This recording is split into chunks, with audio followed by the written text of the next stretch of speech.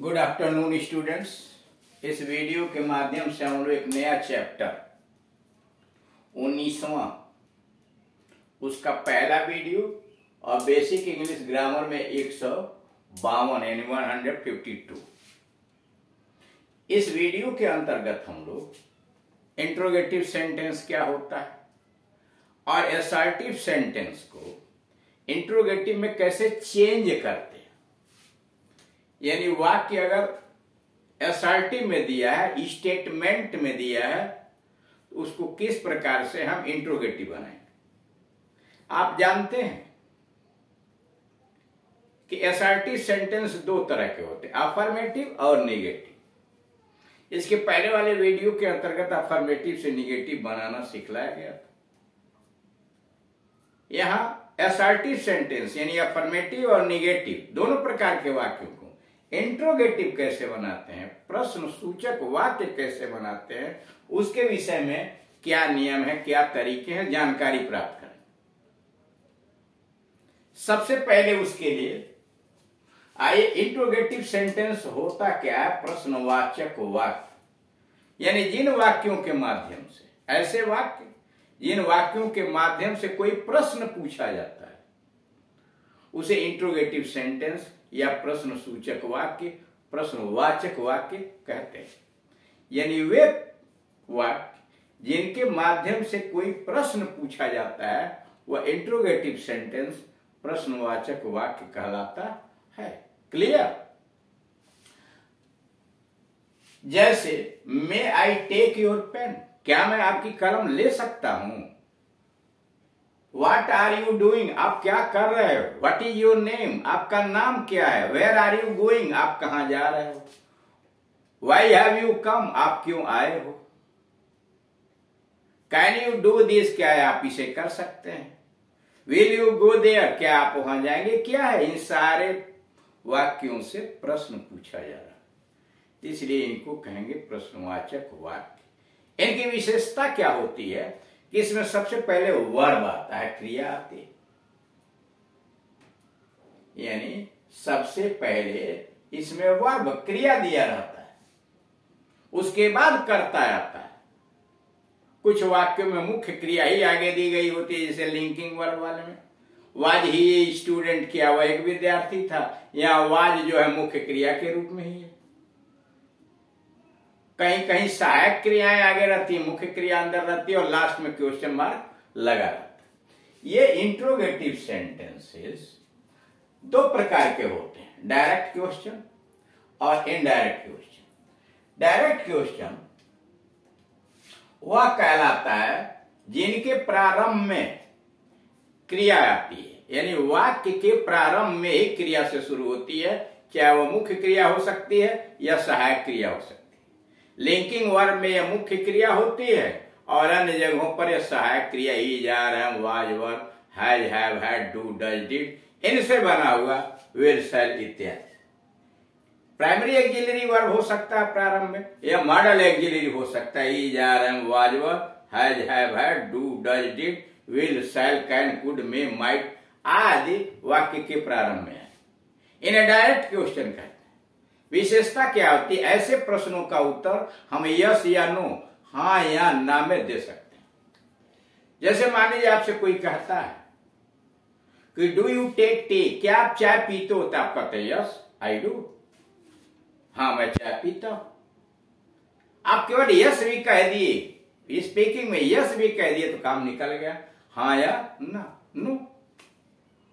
यानी ऐसे प्रश्नों का उत्तर दो तरह से दे सकते हैं, एक अफर्मेटिव आंसर, एक नेगेटिव आंसर। जैसे will you go to school, क्या तुम विद्यालय जाओगे? यस आई विल, या yes I will, no I will not, हाँ मैं जाऊंगा, या नहीं मैं नहीं जाऊंगा।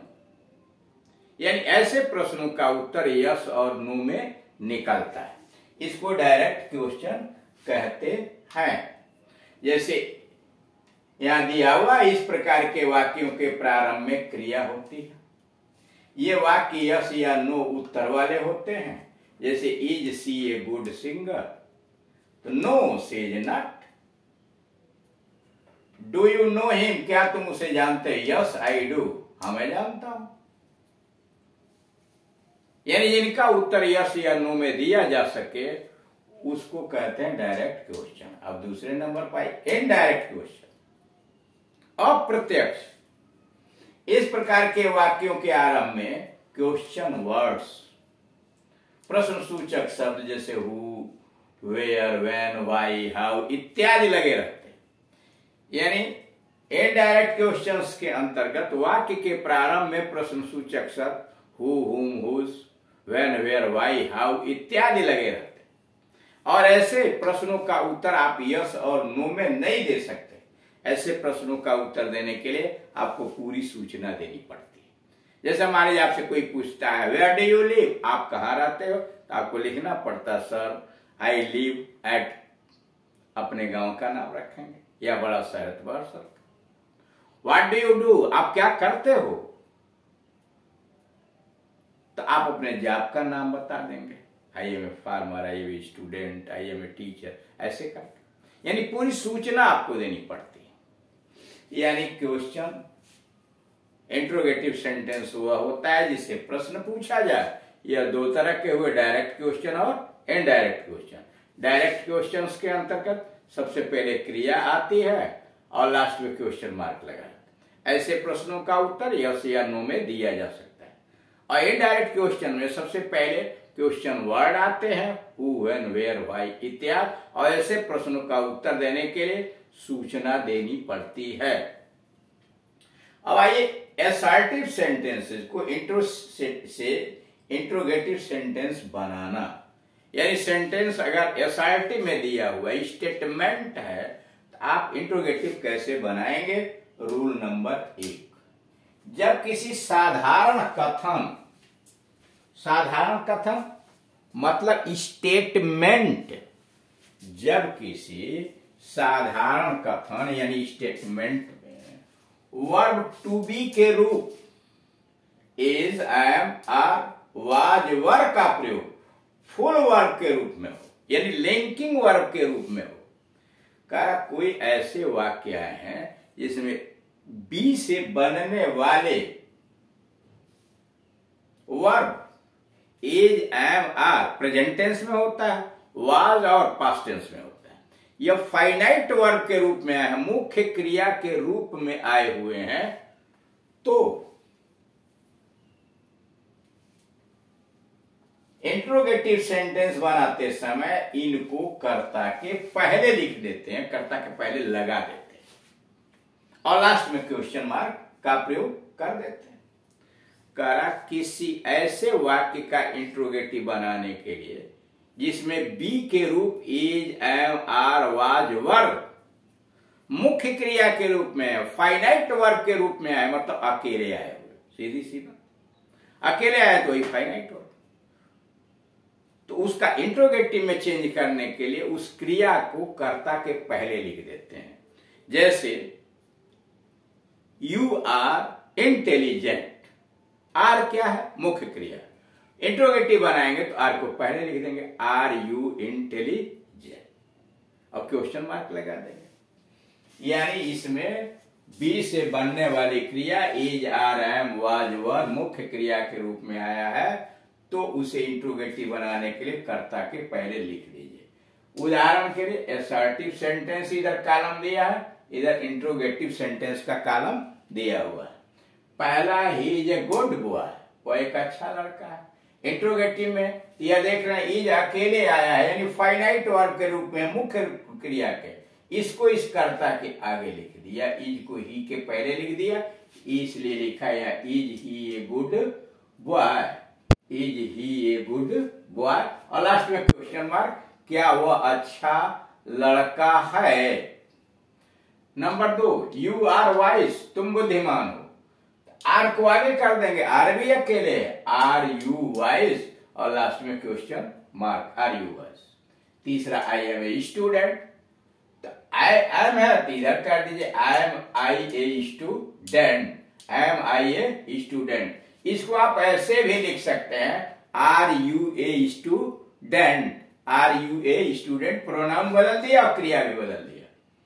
ही वाज इन द हाउस, वह घर में था, तो was he in the house, was को आगे कर दिया, was he in the house.